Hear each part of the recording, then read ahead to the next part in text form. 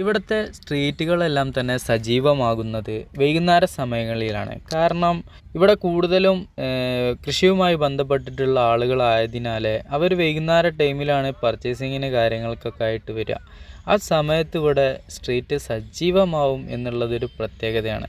അതായത് 4 മണിക്ക് ശേഷം ഒരു 9 മണി വരെയുള്ള സമയങ്ങളിലാണ് ഇവിടെ കച്ചവടങ്ങൾ നടക്കുക എന്നുള്ളതാണ് ആന്ധ്രാപ്രദേശിലെ ഒരു പ്രത്യേകത. നമ്മളുള്ളത് അനന്തപുരം എന്ന് പറയുന്ന പ്രദേശത്താണ്. നൈറ്റിലെ സ്ട്രീറ്റ് ഏരിയകളൊക്കെ ഒന്ന് വിസിറ്റ് ചെയ്യാം എന്നുള്ള രീതിയിലാണ് ഇപ്പോൾ ഇങ്ങനെ പോയിക്കൊണ്ടിരിക്കുന്നത്. മഹാത്മാഗാന്ധിയുടെ ഒരു പ്രതിമ കാണാൻ സാധിച്ച്. പിന്നീട് നമ്മളിങ്ങനെ പോകുമ്പോൾ വളരെ ഇൻട്രസ്റ്റിംഗ് ആയിട്ടുള്ളൊരു സംഭവമാണ് തേങ്ങയുടെ കച്ചവടം വളരെ സാധ്യത ഉണ്ട് എന്നുള്ളതാണ്. ഇവിടെ കോക്കനട്ട് ഓയിലിനെല്ലാം വളരെ സാധ്യത ഉണ്ട്. നല്ല മാർജിൻ കിട്ടുന്ന ഒരു സംഭവമാണ്. പല ഏരിയയിലും നോക്കുമ്പോൾ ഉന്തുവണ്ടിയിലെല്ലാം തന്നെയാണ് കച്ചവടങ്ങൾ കാര്യങ്ങളൊക്കെ നടക്കുന്നത്. കൂടുതലും സ്ത്രീകളാണ് കച്ചവടം ചെയ്യുന്നത് എന്നുള്ളത് ഒരു പ്രത്യേകതയാണ്.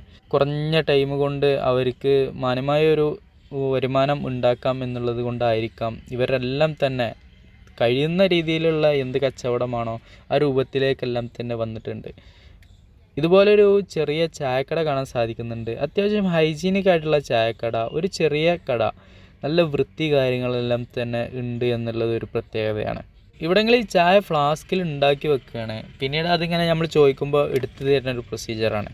നമ്മുടെ നാട്ടിലത്തെ പോലെ ഒരു മധുരക്കുറവ്, ഒരു സ്ട്രോങ്, ഒരു പൊടിച്ചായ, ഒരു ലൈറ്റ് ചായ, ഇങ്ങനത്തെ പരിപാടിയേ ഇല്ല. നമുക്ക് ചായക്ക് റേറ്റ് വരുന്നത് 6 രൂപയാണെന്നുള്ളതൊരു പ്രത്യേകതയാണ്.